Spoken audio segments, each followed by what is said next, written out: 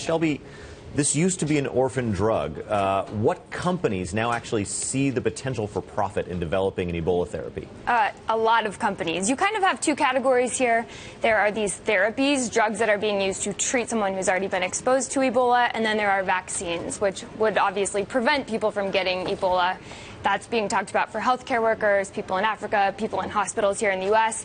The companies that are really looking to capitalize, as far as the therapies, as far as the drugs, there are really four big companies that have been talked about a lot. That's MAP Biopharmaceutical. Right. They're the makers of ZMapp. Right. There's Chimerix. They kind of came onto the scene a couple weeks ago when some of these Ebola patients in the U.S. took an experimental drug.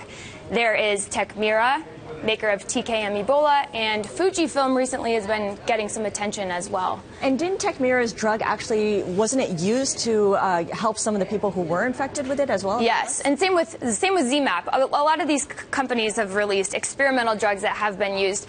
But the thing to note here is that monkey trials are probably the most talked about and most respected for FDA officials and people in the medical world. And only two of these drugs have proven effective on monkeys, and that's Tecmira's drug, TKM-Ebola, Okay.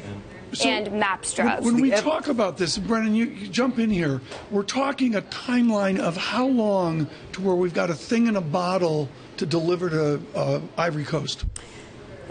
What most people are saying is well into 2015. With the vaccines, it could be 2016. I mean, these things take months to even do clinical trials. Do you have a cost? Millions and millions of dollars. Okay, but per prescription. So is there any evidence that the FDA is going to figure out how to move its timelines faster? Because we don't have until the middle of 2015, right, particularly for the therapies that treat Ebola. If we're talking about 10,000 new cases a week. Yeah, they're trying to. And one thing that's kind of interesting is when you enter a clinical trial, then the drug is more likely to be released on an experimental basis. Right. So if you see these drugs being tested on humans, maybe the tests haven't been done yet, but they could be released. Right, this is the emergency use authority. Yes. That's sort of, so that is what they're trying to get to. They're not trying to get to full FDA approval. They're just trying to get to human trials, basic safety, move it. And they're trying to do it simultaneously. They are doing trials, but then they're also trying to move it at the same time.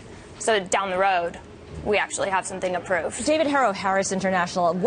Is this something that you would consider investing in, these pharmaceutical companies that are kind of on the front line of fighting Ebola?